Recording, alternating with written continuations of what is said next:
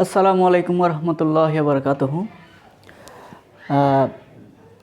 BBS first year অর্থাৎ degree first year যাদের পরীক্ষার রুটিন দিয়েছে 29 তারিখ, তাদের জন্য প্রিন্সিপাল অফ অ্যাকাউন্টিংয়ের স্পেশাল জার্নাল যে চ্যাপ্টারটা, এই চ্যাপ্টারের একটা ম্যাথ পরীক্ষায় থাকবে।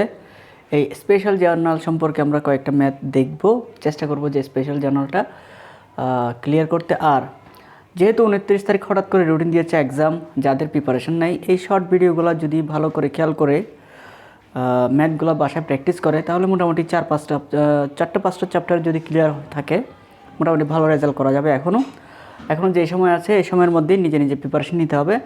আর ফার্স্ট ইয়ার রেজাল্ট ভালো না হলে তো সেকেন্ড ইয়ার রেজাল্ট একটু টাফ করা, সেকেন্ড ইয়ার রেজাল্ট ভালো করা একটু টাফ হয়ে যাবে।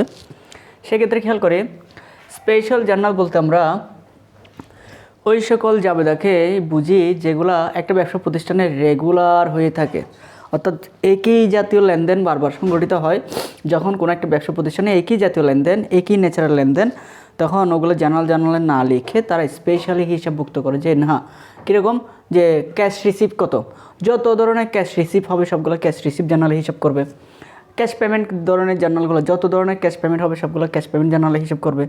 সেলস, যত ধরনের পণ্য বিক্রয় থাকবে, বাকিতে পণ্য বিক্রয় থাকবে, সবগুলো সেলস জার্নালে হিসাবভুক্ত হবে, যাতে বোঝা যায় যে এই মাসের সেলস কত, এই মাসের পারচেস কত, এই মাসের ক্যাশ রিসিভ কত, এই মাসের ক্যাশ পেমেন্ট কত।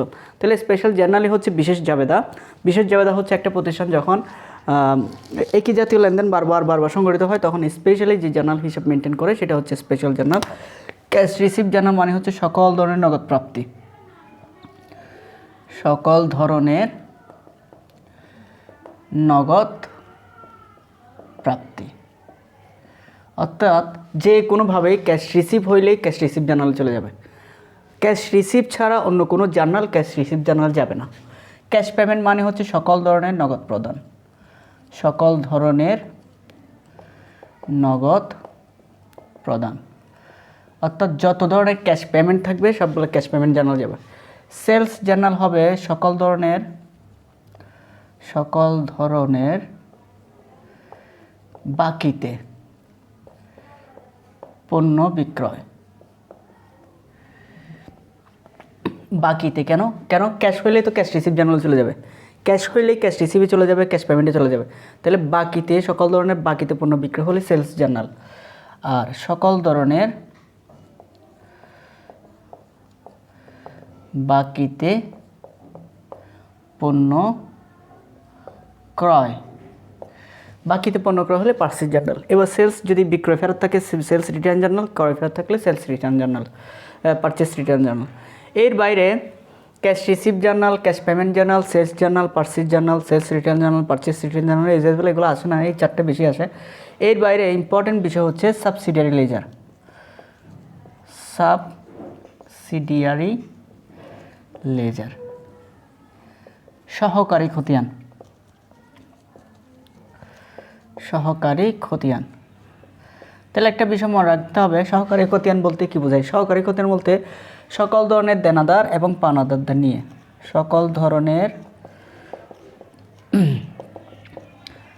দেনাদার এবং পাওনাদারদের নিয়ে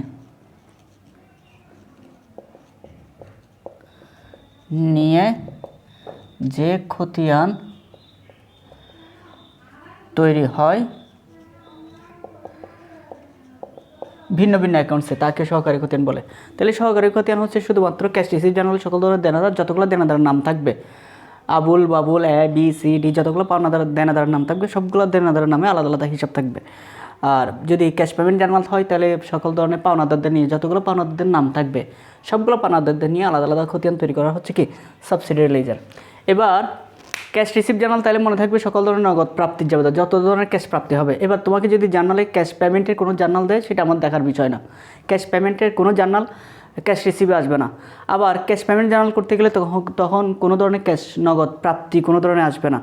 সেলস জার্নাল মানে হচ্ছে সকল ধরনের বাকিতে পণ্য বিক্রয় করলেই এখানে হিসাবভুক্ত হবে। পারচেজ জার্নাল হচ্ছে সকল ধরনের বাকিতে পণ্য ক্রয় করলে এখানে হিসাবভুক্ত হবে। এবার আমরা একটা ক্যাশ রিসিভ জার্নাল দেখব, একটা ক্যাশ পেমেন্ট জার্নাল দেখব। এবার ক্যাশ রিসিভ জার্নাল খেয়াল করি। ক্যাশ রিসিভ জার্নাল দুই ধরনের হতে পারে, একটা হচ্ছে পিরিয়ডিক ইনভেন্টরি সিস্টেম, একটা হচ্ছে perpetual inventory system. Periodic inventory system মানে হচ্ছে কালান্তিক মজুত পণ্য পদ্ধতি, আর পারপিচুয়াল ইনভেন্টরি সিস্টেম হচ্ছে অবিরত মজুত পণ্য পদ্ধতি। তাহলে পিরিয়ডিক এবং পারপিচুয়াল আরও ডিটেলস এক্সপ্লেন হয়েছে অ্যাকাউন্টিং ফর মার্চেন্ডাইজিং অপারেশন অর্থাৎ পণ্যদ্রব্য সংক্রান্ত ব্যবসা প্রতিষ্ঠানের জার্নালে, সেটা আমরা করেছি। তবে যাদের মাথায় অ্যাকাউন্টিং ফর মার্চেন্ডাইজিং অপারেশনটা নাই তাদের জন্য সিম্পলি একটা কথা বলি, পিরিয়ডিক হবে নাকি পারপিচুয়াল হবে এটা ডিপেন্ড করবে কিসের উপর। পিরিয়ডিক হবে নাকি পারপিচুয়াল হবে সেটা ডিপেন্ড করবে যখন আমাকে ক্যাশ সেলস দেওয়া থাকবে, যদি সেলসের সাথে কস্ট প্রাইস দেওয়া থাকে তাহলে হচ্ছে পারপিচুয়াল, আর সেলসের সাথে যদি কস্ট প্রাইস দেওয়া না থাকে তাহলে পিরিয়ডিক। তাহলে ক্যাশ রিসিভ জার্নালের কলামগুলো কীরকম হবে খেয়াল করি। ডেট, আমরা ক্যাশ রিসিভ করলে যে কোনো ধরনের নগদ প্রাপ্তি হলে ক্যাশ ডেবিট লিখি। তাহলে কী কী কারণে ক্যাশগুলো ডেবিট হচ্ছে, ওই কারণগুলো হচ্ছে অ্যাকাউন্টস ক্রেডিটেড, এখানে অ্যাকাউন্টস ডেবিটেড না, accounts credited. Accounts credited, accounts credited. তাহলে আবার খেয়াল করি, এখানে হচ্ছে আমরা পার্টিকুলার্স লিখতাম, কিন্তু এখন পার্টিকুলার্স লেখা যাবে না। ক্যাশ রিসিভ জার্নাল এখানে লিখতে হবে অ্যাকাউন্টস ক্রেডিটেড। কেন, কীভাবে মনে রাখবো? ক্যাশ রিসিভ করলে ক্যাশ ডেবিট হয়, ক্যাশ যদি ডেবিট হয়, ক্যাশ কী কারণে ডেবিট হয়েছে ওই কারণগুলো সবসময় ক্রেডিট আইটেম হয়, সেই জন্য অ্যাকাউন্টস ক্রেডিটেড। ডেবিট আইটেম হবে দুইটা, একটা হচ্ছে ক্যাশ ডেবিট। অনেক সময় আমরা দেনাদার থেকে টাকা আদায় করার সময় ডিসকাউন্ট দেই, দেনাদারকে ডিসকাউন্ট আমরা দেই, পাওনাদার থেকে ডিসকাউন্ট আমরা পাই। তাহলে সেলস ডিসকাউন্ট আমরা ডিসকাউন্ট দেই বলে সেল ডিসকাউন্ট অথবা ডিসকাউন্ট অ্যালাউডও লেখা যাবে। Cash debit, discount allowed, debit. Credit item হবে তিনটা, কী কী কারণে আমি ক্যাশ পেতে পারি। পণ্য বিক্রয় করলে সেলস, দেনাদার থেকে টাকা পেলে অ্যাকাউন্টস রিসিভেবল, অথবা অন্য যে কোনো কারণে। তাহলে ক্রেডিট আইটেম হচ্ছে তিনটা আর ডেবিট আইটেম হচ্ছে দুইটা। একটা মনে রাখতে হবে খুব সহজেই, ক্যাশ আমরা রিসিভ করি ক্যাশ ডেবিট, ক্যাশ টাকা আদায় করার সময় অনেক সময় আমরা ডিসকাউন্ট দিই, ডিসকাউন্ট ডেবিট। কী কী কারণে ক্যাশ ক্রেডিট হইতে পারে, ক্যাশ কী কী কারণে আমরা ক্যাশ পাইতে পারি। সেলস করলে, পণ্য বিক্রয় করলে ক্যাশ পাইতে পারি, দেনাদার থেকে টাকা রিসিভ করলে দেনাদার থেকে ক্যাশ পাইতে পারি, অথবা অন্য যে কোনো কারণে ক্যাশ রিসিভ হইতে পারে। এটা হচ্ছে পিরিয়ডিক ইনভেন্টরি সিস্টেম। আর পারপিচুয়াল ইনভেন্টরি সিস্টেম সেম, শুধুমাত্র একটা কলাম বাড়তে হবে, সেটাকে বলা হয় কি, যখন সেলসের সাথে আমাকে কস্ট প্রাইস দেওয়া থাকবে ওই কস্ট প্রাইসটা হিসাব করার জন্য আমরা একটা জাবেদা লিখি, cost of goods sold debit, merchandise inventory credit. Cost of goods sold debit হচ্ছে খরচ হিসাবভুক্ত করার জন্য, আর গোডাউন থেকে পণ্য বিক্রয় করলে মার্চেন্ডাইজ কমে যায়, এই জন্য মার্চেন্ডাইজ ইনভেন্টরি ক্রেডিট। এই জাবেদাটা এক্সট্রা হবে এই কলামটা পারপিচুয়াল হলে। তাহলে ফাইনালি ডিসিশন হচ্ছে কি, যে যদি আমাকে সেলসের সাথে কস্ট প্রাইস দেওয়া থাকে তাহলে পারপিচুয়াল, আর সেলসের সাথে যদি কস্ট প্রাইস দেওয়া না থাকে তাহলে পিরিয়ডিক। এবার আমরা একটা ক্যাশ রিসিভ জার্নাল দেখব সাবসিডিয়ারি লেজার সহ, তাহলে আমরা আরও বেটার হবে। একটু খেয়াল করি। তাহলে এবার কিছু ডাটা দিয়ে আমরা একটা ক্যাশ রিসিভ জার্নাল দেখব যে ম্যাথগুলো আসলে কীভাবে হয়। তাহলে আমাকে কী দেওয়া আছে, mister Alam started his business 1 জানুয়ারি 2022। জানুয়ারি 1 তারিখ, জানুয়ারি 2 তারিখ, জানুয়ারি 3 তারিখ, 7 তারিখ, 9 তারিখ, 11 তারিখ, 12 তারিখ, 13 তারিখ, 21 তারিখ, 31 তারিখ। Prepare cash receives journal.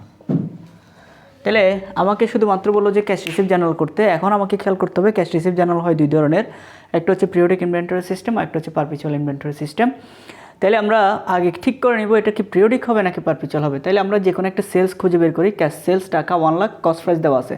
তাহলে সেলসের সাথে যদি কস্ট প্রাইস দেওয়া থাকে তাহলে এটা হচ্ছে পারপিচুয়াল, আর সেলসের সাথে যদি আমাকে কস্ট প্রাইস দেওয়া না থাকতো বা কস্ট প্রাইস যে কোনোভাবে বের করার জন্য কোনো ওয়ে দেওয়া না থাকতো তাহলে সেটা হচ্ছে পিরিয়ডিক। তাহলে পিরিয়ডিক এবং পারপিচুয়ালের মধ্যে ডিফারেন্সটা হচ্ছে কি, এই কলামটা হবে কি হবে না। তাহলে যদি সেলসের সাথে কস্ট প্রাইস দেওয়া থাকে কস্ট প্রাইস লেখার জন্য এই কলামটা হবে, আর যদি সেলসের সাথে কস্ট প্রাইস দেওয়া না থাকে তাহলে কস্ট প্রাইস লেখার জন্য এই কলামটা দেওয়ার দরকার নাই। তাহলে ক্যাশ রিসিভ জার্নালে অ্যাজ ইউজুয়াল কলম, ডেবিট কলম হচ্ছে 2টা, ক্রেডিট কলম হচ্ছে 3টা। তাহলে আমরা এন্ট্রিগুলো একটু অ্যানালাইসিস করে দেখব কোনটা ক্যাশ প্রাপ্তি আর কোনটা ক্যাশ প্রদান। আমাকে শুধু অনলি ক্যাশ রিসিভ করতে বলেছে, তাহলে শুধুমাত্র ক্যাশ প্রাপ্তিগুলো অর্থাৎ নগদ রিসিভ করলেই সেই জার্নালগুলো আসবে, আদারওয়াইজ আর কোনো এন্ট্রি দেওয়া থাকলো 1000 এন্ট্রি দেওয়া থাকলেও আসবে না। তাহলে খেয়াল করে, mister Alam brought in capital, কারবারে ক্যাশ টাকা আনছে কয় টাকা, আলমে কারবার ক্যাশ টাকা আনছে 20,000 টাকা। তাহলে ক্যাশ টাকা যদি আনে অ্যাজ ইউজুয়াল নর্মাল যাবে হচ্ছে ক্যাশ ডেবিট, ক্যাপিটাল, ক্রেডিট। তার মানে ক্যাশ টাকা আসতেছে জানুয়ারি 1 তারিখ 2022, জানুয়ারি 1। অ্যাকাউন্টস ক্রেডিটেড, অ্যাকাউন্টস ক্রেডিটেড মানে কি, অর্থাৎ ক্রেডিট আইটেমটা কি। তাহলে এটা নর্মাল জার্নাল হচ্ছে ক্যাশ ডেবিট, ক্যাপিটাল ক্রেডিট। তাহলে এই যে ক্যাপিটাল ক্রেডিট, এই ক্রেডিট অ্যাকাউন্টস ক্রেডিটেড মানে হচ্ছে ক্রেডিট আইটেমটা হবে। তাহলে ক্যাপিটাল বলে ক্যাপিটাল হাইপেন দিয়ে আলম, ক্যাশ ডেবিট 20,000। এটা কি ক্রেডিট? এটা কি পণ্য বিক্রয়? না। এটা কি দেনাদার থেকে পেয়েছি? না। তাহলে দেনাদার বা বিক্রয় না হলে others 20,000।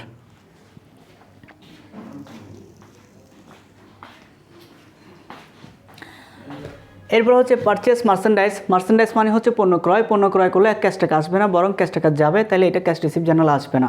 Cash sales, cash sales করেছি, নগদে পণ্য বিক্রয়। নগদে পণ্য বিক্রয় করলে যাবে দেওয়া হচ্ছে cash debit, sales revenue credit. তাহলে অ্যাকাউন্টস ক্রেডিটেড হবে কয় তারিখে? 3 তারিখে। সেলস রেভিনিউ বলে ক্যাশ ডেবিট 1 লাখ, ক্রেডিট কী হবে? সেলস 1 লাখ। এইবার এই সেলসের পাশে একটা কস্ট প্রাইস দেওয়া আছে, ওই কস্ট প্রাইস লেখার জন্য আমরা এখানে একটা জায়গা লিখে রাখছি cost of goods sold debit, merchandise inventory credit.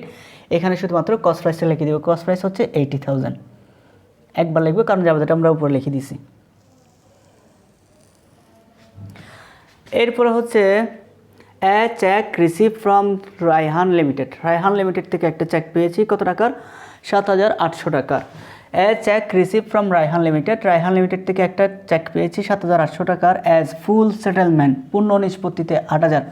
তাহলে তার মানে রায়হান লিমিটেড থেকে আমি 8,000 টাকা পাইতাম, এই 8,000 টাকার পূর্ণ নিষ্পত্তিতে আমি 7,800 টাকা রিসিভ করেছি, আর 8,000 টাকা হচ্ছে আমার টোটাল। তাহলে 8,000 টাকার জায়গায় আমি 7,800 টাকা রিসিভ করছি, তার মানে আমি ডিসকাউন্ট দিচ্ছি কত টাকা? 200 টাকা। তাহলে cheque receive from mister Raihan. তাহলে এখানে রায়হান মানে হচ্ছে দেনাদার। দেনাদারের নাম থাকলে এখানে অ্যাকাউন্টস ক্রেডিটের দেনাদারের নাম লিখতে হবে। কেন? আমি প্রথমে বলেছিলাম সকল ধরনের দেনাদারদের বা পাওনাদারদের নাম নিয়ে আলাদা আলাদা অ্যাকাউন্টস তৈরি করা হবে, তাহলে নাম থাকলে ওই নামটা অ্যাকাউন্টস ক্রেডিটে লিখতে হবে। তাহলে 7 তারিখ রায়হান লিমিটেড বলে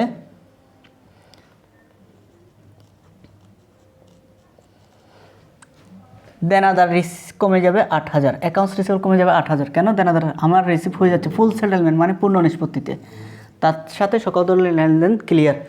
রিসিভ করছি 7,800 আর 200 টাকা দিয়েছি ডিসকাউন্ট।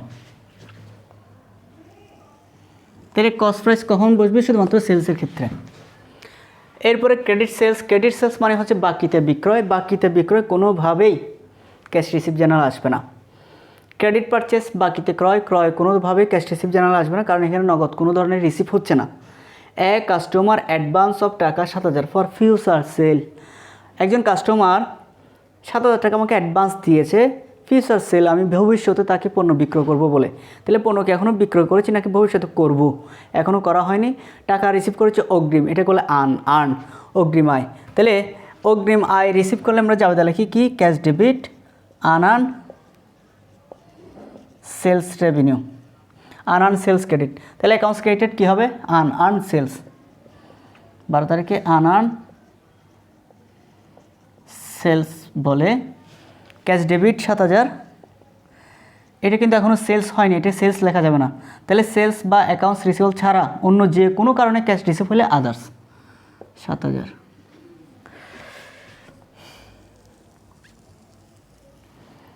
এরপরে হচ্ছে স্যালারিস দিয়েছি, স্যালারি আমরা পাই না, স্যালারি আমরা দিয়ে থাকি। তাহলে দিলে ক্যাশ রিসিভ না, এটা ক্যাশ পরিশোধ, তার মানে ক্যাশ রিসিভ জার্নাল আসবে না। ক্যাশ রিসিভ করেছি 58,800 টাকা ইন পেমেন্ট অফ 60,000, কার কাছ থেকে? Milton company. তাহলে কোনো দেনাদারের নাম থাকলে ওই দেনাদারের নামই হবে। তাহলে মিল্টন কোম্পানি বলে এটা কয় তারিখ? 21 তারিখ মিল্টন কোম্পানি বলে দেনাদার কমে যাবে 60,000, অ্যাকাউন্টস রিসিভেবল ক্রেডিট 60,000, কারণ দেনাদার শেষ। ক্যাশ রিসিভ করছি কত টাকা? 58,800 টাকা, তার মানে ডিসকাউন্ট দিচ্ছি কত টাকা? 1,200 টাকা।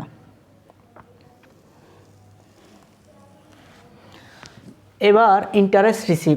ইন্টারেস্ট রিসিভ মানে আমি ইন্টারেস্টটা রিসিভ করেছি, তার মানে যাবে দেখি cash debit interest revenue credit.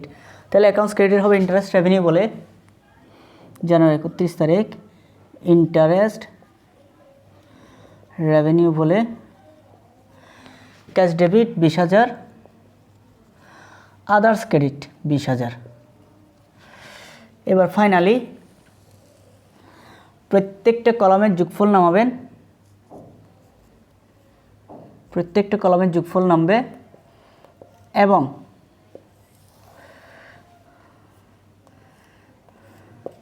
Debit এবং ক্রেডিট যোগফল মিলে যাবে। প্রত্যেকটা কলামের যোগফল নামাবেন, যোগ করে করে এবং ডেবিট এবং ক্রেডিট মিলে যাবে। ডেবিট সাইডে একটা ফিগার হবে, ক্রেডিট সাইডে একটা ফিগার হবে। কস্ট আলাদা, এইটা ডেবিট ক্রেডিটের সাথে কস্ট যোগ হবে না, কস্ট আলাদা, কস্টের বিষয়টা সবসময় আলাদা। তাহলে এইটা হলো ক্যাশ রিসিভ জার্নাল। এই ক্যাশ রিসিভ জার্নাল থেকে এখন আমরা সাবসিডিয়ারি লেজার করব। সাবসিডিয়ারি লেজার হবে কয়টা? সাবসিডিয়ারি লেজার হবে দুইটা, একটা হচ্ছে রায়হান লিমিটেড আর একটা হচ্ছে কি মিল্টন কোম্পানি লিমিটেড। তাহলে এই সাবসিডিয়ারি লেজারগুলো কীরকম হয় আমি এখানে একটু দেখাই দিই ছোটো করে।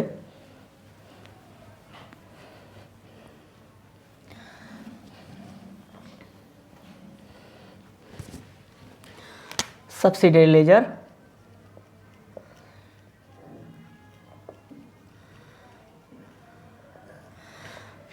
ছোটো করে, সাবসিডিয়ারি লেজার বেশি বড় না, ছোটো করে দুইটা লেজার,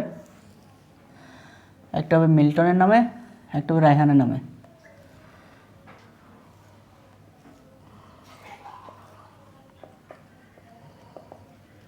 রায়হান লিমিটেড বলে date, particulars, reference, DR, CR, balance, DR, CR. তাহলে সাবসিডিয়ারি লেজার হচ্ছে রায়হান লিমিটেড এবং মিল্টন লিমিটেড। রায়হান লিমিটেড বলে যে লেজারটা হচ্ছে, রায়হান লিমিটেড বরাবর অ্যাকাউন্ট রিসিভেবল ক্রেডিট কত? 8,000 টাকা। সেটাই আমরা লিখব কয় তারিখে? জানুয়ারি 7। এটাকে বলবো cash receive journal. Cash receive journal বলে অ্যাকাউন্ট রিসিভেবল ক্রেডিট 8,000, ক্রেডিট 8,000।